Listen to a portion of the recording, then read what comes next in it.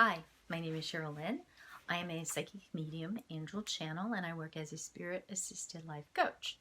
I like to make videos for people when I have some things I think that might be helpful to them. Today, though, however, this isn't what I would think of as that. Instead, I want to talk about the law of attraction. I have avoided talking about the law of attraction for a long time. I feel that I kind of have to talk about it now. I feel like I can't not talk about it any longer. I really feel that the law of attraction is kind of a dangerous set of beliefs. And I want to be really clear about how and why I've come to those conclusions and how the angels have helped me to understand it and to how to view it. So I want to talk about it point by point in great detail. I'm not going to talk about it in vague terms. And I have a lot of notes. I have the book, and I'm going to talk about it very explicitly. After talking about the basis of it, I will break it down. First, we'll talk about the laws in this video, and then I'm going to make a video talking about different points throughout the whole book. I am going to try to stay unemotional about this, but I'm sure at points I'm really going to fail because I do get really worked up and upset when I start talking about the law of attraction. It really upsets me because as a channel myself, I know that you have a responsibility to put out the best information that you possibly can. And people look to channels for guidance, for understanding, for help. And if you find the law of attraction in that search, I feel like it's going to make things worse for you, not better. And that really upsets me because I feel like it gives all mediums, all channels a bad name. And I've already had to deal with that my whole life, the stigma of being a channel. You have to repeatedly try to prove that what you're doing is for real and that your intentions are good. And I mean, that's just a constant. And so this upsets me as a channel. And, you know, I understand as a channel that there's a lot of voices you can hear. In religion, they talk about it. And in the Christian religion, they talk about how you have an angel on one shoulder and a devil on the other. And, you know, that's not just a metaphor. There are a lot of energies out there. There's a lot of voices out there, and they're all they're coming into you a lot all the time. And just because a voice in your head sounds like you doesn't mean that it is you. And so, you know, I mean, you may not think you're hearing it, but like you can't hear a dog whistle. Well, I can hear a dog whistle. Some people can hear dog whistles. I can hear them, but most people can't hear a dog whistle, but it's still making a sound, and it's still, the vibration is still hitting your body. And that's the way these voices are. And so I feel like, I don't want to say like this was just listening to some voices that maybe weren't 100% positive. Anyway, so where were we? So if you use the law of attraction, if it's something that is in your life and you believe in it, I'm hope that you'll just listen to what I have to say and think about it for yourself. It is human nature that once we decide on a belief or an opinion, that we dismiss anything that goes against it. That is just human nature, because our ego doesn't want to be wrong, and we invest in our beliefs. We build our life on our beliefs, and so it can be very, very difficult to let go of them because we're very invested in them. And so when someone says something that goes against it, it can feel almost like an attack or threatening, but it's not. It's just offering some more information to think about, something more to add to the discussion. So I really hope that you'll just set aside sort of that part that wants, the ego part that wants to immediately dismiss anything that disagrees with your belief system or the law of attraction, and just listen and think about it. Just try. So I do believe that it can be very, very damaging to you, and I really want you to look at what I'm saying and evaluate that. So I'm going to start with very general things, and I'm going to talk about why I see the law of attraction as being so convincing to people. And really, I believe the reason why it seems so plausible for so many people is that in a lot of places, it does talk about things that are true. It speaks truth. It has these places where it tells you something that seems really profoundly true information. And so that gets you to trust it as a source of information. And so then when it says something that you're not sure, is it the truth or not the truth, you're already trusting it as a source of information. So you just say, okay, well, if that was true, then, and I knew that was true, then I guess everything they're saying is true. And then what it does is it tells you some really big lies that your ego really wishes were true. And so since your ego really wants to hear that anyways, it's really easy to convince you to believe it because you want it to be true and you're trusting this source of information. Then what it does is it puts you onto an ego-driven path, and it tells you that it's a spiritual-driven path. But it's not. It's an ego path. It's not a spiritual path. And that's really, it's really sneaky. It's really clever. So yeah. So before I have the book and I want to start going over it, but before we do that, I do want to say, let me just pause here and say, don't waste your time and my time writing to me and telling me how I'm really wrong because the law of attraction worked for you. Because whether or not you think it worked for you, or anyone, even if you say, well, I know someone that it worked for, even if it worked for them, that has absolutely no impact or relevance to the points that I'm making. It's completely irrelevant to what I'm saying, because it's not about, oh, does this work? Does this not work? That's not what I'm talking about. What I'm talking about is, I mean, you know, if something like, okay, for example, being a thief works for some people. Being a con artist works for some people. Being a hitman works for some people. They get what they want, they get money, they get this, they get that. It's not about working. What you get is not as important as how you got it. That's what I'm talking about. Because whether it worked or not, that does not make it a good way to live, a good way to get things, a good way to operate in this life. It's not a spiritual, positive, balanced, healthy, compassionate, heart-led way to live. So that's why it's like, this isn't an argument about whether or not it worked for you. So don't bother saying to me, oh, it worked for me, so you couldn't possibly be right. It's good.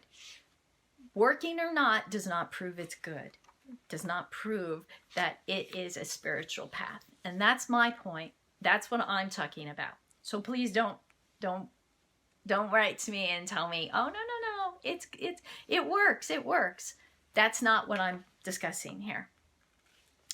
So I could start on page 1 and talk about something on every single page of the book, and I might at some point go back and do that. That would be very time consuming, but I really want to get to like some of the major points. So in this video, I'm only really going to cover the laws, and I'll probably make a bunch of videos because there's a bunch of points I'd like to cover. Okay. So let's start. This is the book I'm using, The Law of Attraction. Let's start on page 20. And on page 20, it defines what a universal law is. It gives you the definition. And it says, there are universal laws that affect everything in the universe, everything that is non-physical and everything that is physical. These laws are absolute, they are eternal, and they are omnipresent or everywhere. Okay, so that's really important, and we're going to keep referring back to that over and over again, because you have to remember this is the book's definition of what a law is. So every law that they're talking about, that's what they're saying it is. So that's very important. So now let's go to page 24. We're going to skip ahead to page 24 because that's really what I want to talk about today. Is page 24 is where they have the universal laws. So they have what they call the 3 universal laws. Again, remember the definition of a universal law. We're going to keep jumping back and forth to that. So the first law, and I use that lightly, the law of attraction says, that which is like unto itself is drawn. Okay, so then they say, well, this may seem like a rather simple statement. It defines the most powerful law in the universe, a law that affects all things at all times. Nothing exists that is unaffected by this powerful law. Okay. So I have a problem with that right off the bat, because if that is true, and this affects everything physical, everything non-physical, basically what it's saying is that which is like unto itself is drawn. Okay, so that affects everything. Period. There's no like exclusions in that law. They made it very clear a universal law applies to everything, and now they're even saying it again. So to experiment, I took 2 crystals which were on the same sort of, you know how crystals grow all together, and broke them off. And then I set them close to each other on a table and waited. Now, according to the law of attraction, they should be drawn to each other. They could sit there for my whole lifetime and they're not moving together at all. So why are they not moving together? Well, gravity is keeping them where they are. Now, gravity is a law that you can see everywhere, all around you, affecting everything. And if there is a universal law, then that is where you would see it everywhere. You would see it affecting everything around you at all times. And if the law of attraction were true, that's like everything is actually like magnetized, attracted to each other. And you do not see it in nature. You do not see it around you. There's trees would be bending towards each other. Everything would be affected by such a powerful universal law. Well, clearly gravity is a much more powerful law, because those stones never move towards each other, and they're never going to in my lifetime.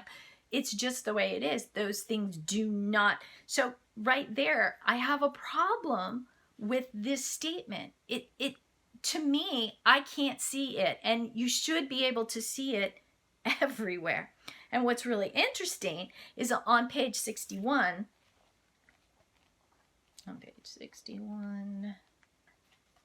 here we go, page 61, it says, in the middle of the page, it talks about, right now we're talking about likes and attraction, and therefore they're talking about attraction, and the question, so they talk about a magnetized skillet. And they say, the magnetized skillet, whose essence is of iron, will attract to itself another object whose essence is of iron. Now, they were very clear and called it a magnetized skillet. If the law of attraction were true, all skillets would be magnetized. They would all do this. They wouldn't need to be magnetized. So it's pretty clear that they don't believe the law of attraction affects everything at all points at all times, or you wouldn't need to magnetize the skillet to make it work. The law of attraction would just work. It's the most powerful law according to them. You wouldn't need, everything would already be magnetized. So right there, I'm like, okay, I have a real problem with that, because obviously I can't see it. And if it is the most powerful law, you should be able to see it, and it should overpower any other law, including the law of gravity. And it does not. So I have a problem with that. And also in science, we know that the universe is expanding. It's not attracting. Things are not coming together. Things are getting farther apart. So if the law of attraction were true, and they say it's not just this world, it's the entire universe, things in the universe would be clumping together and coming together and sticking together. They're not. So I just can't buy that it's the most powerful law. I don't see evidence of that in my world, in my surroundings, in the universe, anywhere. So right there, I definitely have a problem with that. And I think anyone would have a problem with that, because these statements are so broad and clear that it affects everything. You should see it everywhere, and you don't. So, did I cover everything about that? Okay, so law number 2, back on page 24. The second law. So they don't even call the second law a law. They call it the science of deliberate creation. The word science and the word law are not interchangeable. They don't mean the same thing. So I have a problem right off the bat. The second law isn't a law at all. It's a science. But yet they say, no, it's a science that is a universal law. I have a problem with that. A law and a science are separate. The definition of science is the observation, identification, description, and experimental investigation and theoretical explanation of phenomenon. That's not a law whatsoever. And so I don't understand why they're calling it a law, but yet they don't call it a law. They call it a law, but a science. It can't be both things. It really can't. It has to be one or the other. They're not interchangeable. They're not synonymous with each other. So it says, that which I give thought to and that which I believe or expect is. Okay. So if it's a law indeed that's universal, then how can you use the pronoun I? Not everything can use the pronoun I. Not everything is an I, first of all. Second of all, not everything has thoughts or expectations or beliefs in the way that we understand them. And they're saying that indeed it applies to everything, but not everything has thoughts, beliefs, or expectations. So how can it apply to everything? How can it be a law when it doesn't fit into everything doesn't fit into that category? So it seems to me that this really is saying this only applies to people. And I think that's very seductive. That's the ego wants to feel that powerful. The ego wants to be that important. The ego wants to be the center of the universe. And indeed, it's kind of saying, yeah, you are the center of the universe. You, whatever you give thought to, whatever you believe or expect is. And that's easy to convince the ego. The ego wants that to be true anyways. And let's face it, we're not always in control of our ego. Our ego can go off on its own. So I have a problem with the whole science law. Which is it? You can't make it be both things. And then it says, and then it uses the pronoun I, which I have a problem with that. I have a problem with the fact that it says, whatever you give thought, belief, or expectation to is. Not everything has thoughts or expectations. So then it says, in short, you get what you are thinking about, whether you want it or not. A deliberate application of thought is really, okay, really what the science of deliberate creation is about. So why do they have to use the word really? Oh, it's really about this. It looks like it's about this, but it's really about this. That's I have a problem with that too. If you do, so then once again, I'm like, okay, well, really, let's talk about the fact that, you know, who exactly is I? It's not a law. It kind of makes you feel like you are in charge of the laws. It's like, well, if you believe it or expect it, then it's true. But if you don't, it isn't. In real laws, like, let's go back to the law of gravity. Gravity works whether I know about it or not, around me, to me. And this is basically saying that you have to know about it, you have to think about it, you have to believe, you have to have expectations, or it doesn't affect you, or it does. Your thoughts, beliefs, and expectations affect it.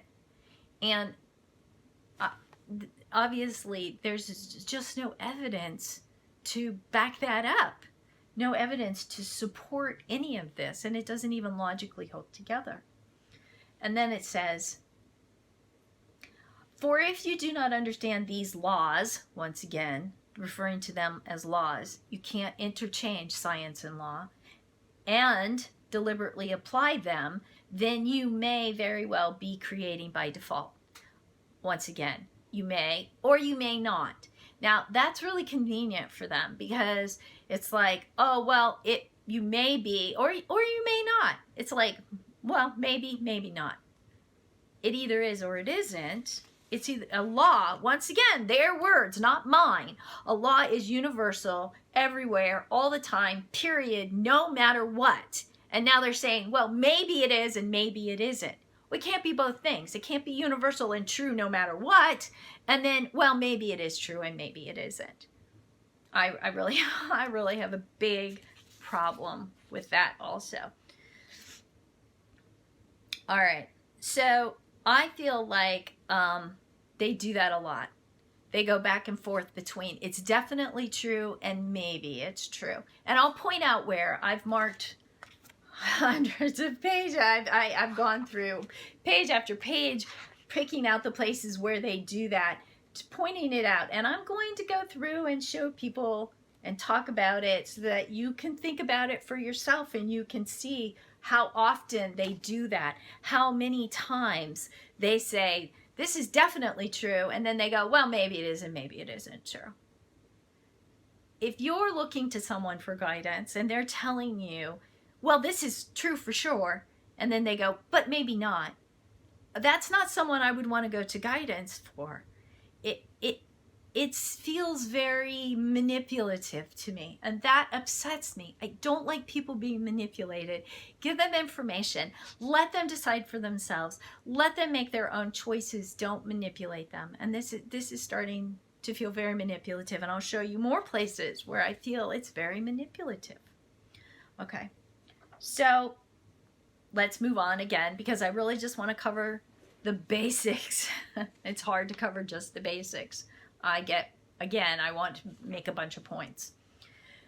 So the third law, in quotation marks, law, is called the art of allowing. Once again, an art is not a law. It's either a law or it isn't a law. They don't even call it a law. They call it the art of allowing. An art is in science. Art is in science. Science is an art. Art isn't a law. Science isn't a law. None of this works for me. So the third law, the art of allowing, says, I am that which I am, and I am willing to allow all others to be that which they are. Where to begin? We have the problem of I, once again. I am that which I am. I does not apply to everything. You can't apply that pronoun again. So it feels like it's just to apply, you know, it's talking about just us, just our ego, just people, right?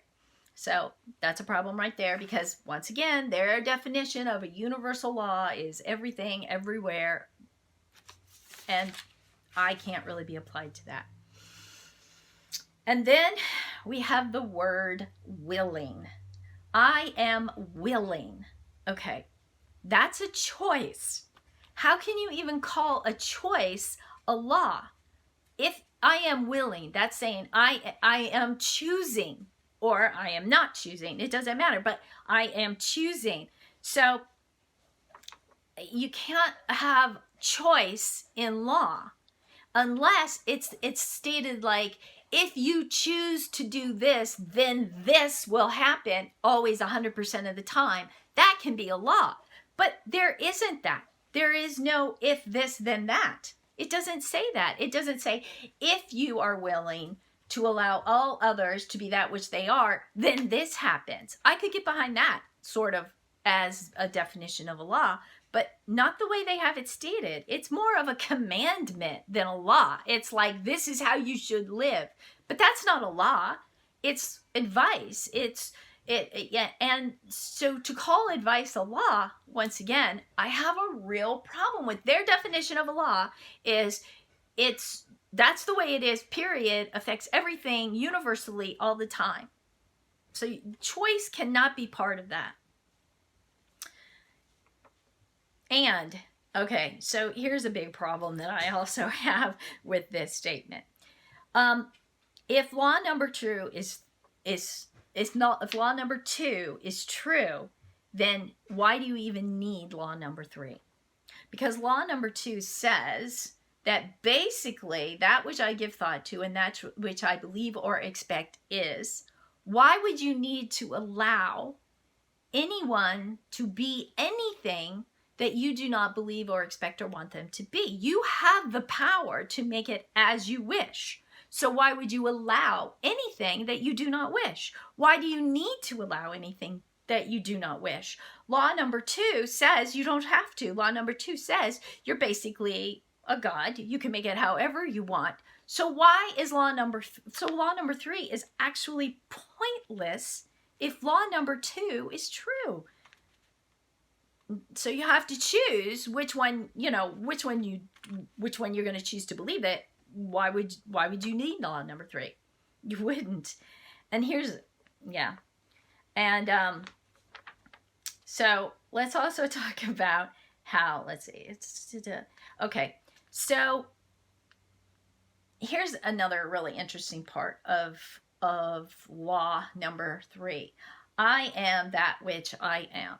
That implies and nothing else. It doesn't say you are everything and you don't know it. You are beyond what you think you are. It says I am which I am. Now, again, if this applies to everything, it means that that tree is that which it is and nothing else. This rock is that which it is and nothing else. A rock is a rock, a tree is a tree. Now, maybe I can understand if you would say, okay, yeah, it puts a box around you and you are that which you are, but you don't know what you are. Well, that I could buy. That I can believe. I don't think we really understand all of what we are. That's true. But I don't think we are what they say we are. I don't agree with that because none of it makes sense to me. None of it holds together, even logically, forget truthfully. And so, the problem with this is that it says, basically, I am that which I am. So right there, that's like, okay, putting you are that and nothing else, right? But if you look at page 39,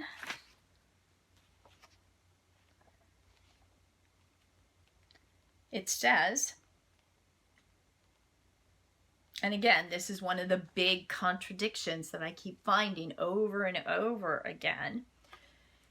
There is nothing that you cannot be, do, or have. There is nothing that you cannot be, do, or have. That is what you are. So if that's true, then I am that which I am and I allow all others to be that which what they are, is pretty pointless, because you don't have to allow them, because there's nothing you cannot be, do, or have. You can have them be whatever you want them to be. It says that. It says there's nothing. That's a big contradiction. It's like, oh, you have to let things be the way they are, but you don't have to let things be the way they are because they're just how you want them to be. I don't know how else to say that. There's huge contradictions in this. There's giant logic holes that it just doesn't hold together. And I mean, it says, here is what you are. Draw a box around that. That's what you are. But you have no limits. Well, being in that box is a limit. Regardless of how big you are, I am which I am is basically saying there are limits, and then they say there are no limits. It really, it doesn't make sense. It's not a paradox, it's a contradiction. But I do understand that we don't know all of what we are. And so it's easy to say, oh, well, that must be true then. It can be true, right? But if there's nothing, I mean, if you say I can fly within this body, I can jump off my house and I can fly. No matter how many times you jump off the house, you're probably gonna fall and hit the ground. I've never heard of anybody flying in this physical body, and yet they say, oh no, if you expect that and you believe it, you can do it. But we're limited. I am that which I am implies I am limited.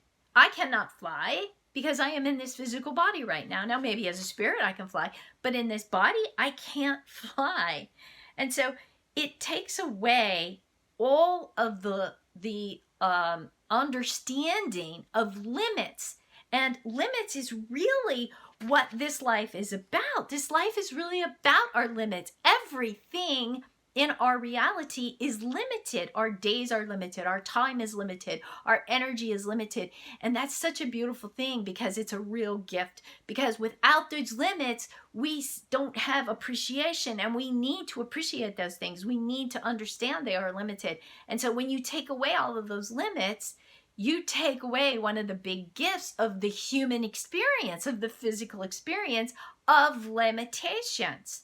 And so why would you choose to come into a physical life with limitations if you're not going to appreciate that life with limitations? If you're going to come into this life and say, yeah, but I'm unlimited and I can have whatever I want whenever I want. It's not true. It's all around you. It's the reality of this physical existence. You watch a day begin and end. You watch your life begin and end. You're born, you live, you die. Everything has limits. Everything in life has limits. So to buy into this whole unlimited thing is dangerous, and taking away one of the best things that you can possibly understand about this life. It's really unfortunate that people get pulled into this, and they're trying so hard to be happy and to have a good life, and I think it's just very confusing and distracting from a spiritual journey. Honestly, you know, I would just love it if people will think about what I'm saying and ask themselves these questions and see if you can come up with the answer for yourself, and see if you can answer these questions for yourself that I'm proposing about the logic holes, about the contradictions. One more point I want to make before I end this video and move on to the next one is, it's out of order, I know, but that's okay, because I really feel like it's important. On page 64,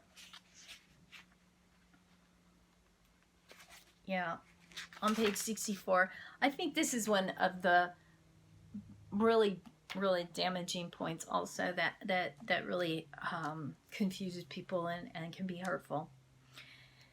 And that is, the question is, isn't it selfish to want more joy? And the question Jerry asks is, some would say that for a person to want to be joyous all the time would be a very selfish way to want to be. as though desiring joy is a negative. Okay, now right off the bat I want to say he went from one thought and he changed it to a completely different thought. Okay, wanting to be joyous all the time is not the same thing as desiring joy.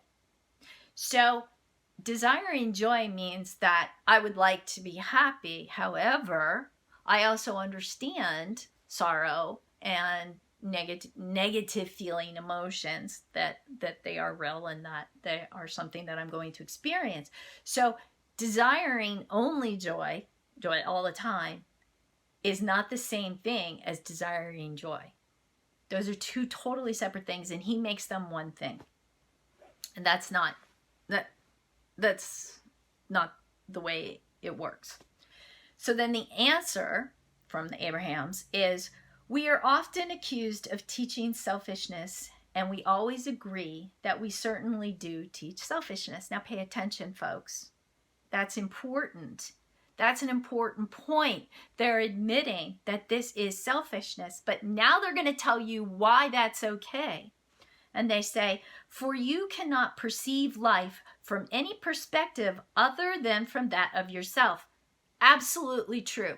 You cannot perceive life from any other perspective but your own, because once again, we are limited to that, which they shouldn't be saying, because according to them, we have no limits and we can do, be, and have anything we want. So we could perceive life from a different perspective other than our own, according to them. But now they're saying, no, actually you can't. So that's a huge contradiction in itself right there.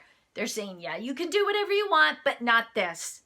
Not this, you can't do this. Oh, but you can do anything you want, but not this. Again, come on, think about this. Please think about this. And they say, selfishness is the sense of self. That is a huge lie. Huge lie. That is not. The sense of self is literally the sense of self. Selfishness is a choice. Selfishness is the choice to think only of yourself. Selfishness is not having empathy, not having compassion, not relating to other people's feelings and understanding that other people's feelings matter as much as you do, matter as much as yours do. So that's a lie. That is a giant, giant lie. This is a part where they tell you something that's true and then they give you a great big lie afterwards and you go, oh, okay.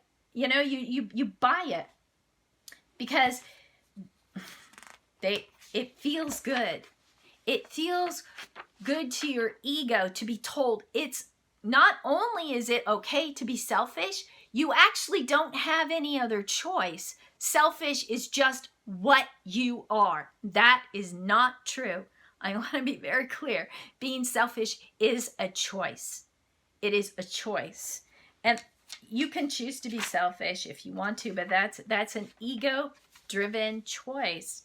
And if you do choose to live that way, you have to understand that you're on the path to basically being a sociopath. That is the definition of a sociopath, someone who cannot relate to, have empathy for others' feelings.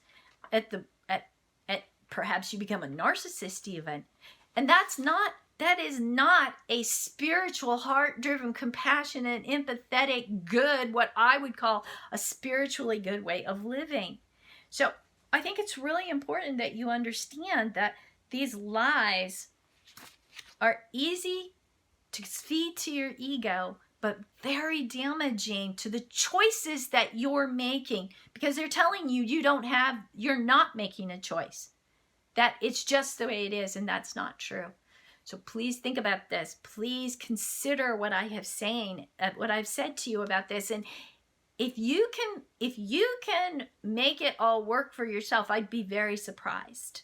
I hope that even if you believe in the law of attraction, that these points will help you to see that it's not all logical. It doesn't all hold together.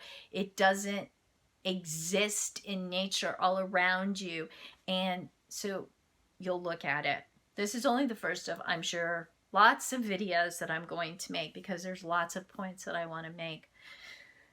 So hopefully, well, if I get even one person to consider these things and answer these questions for themselves, I'll feel it has been worthwhile. So thank you for listening. See you next time.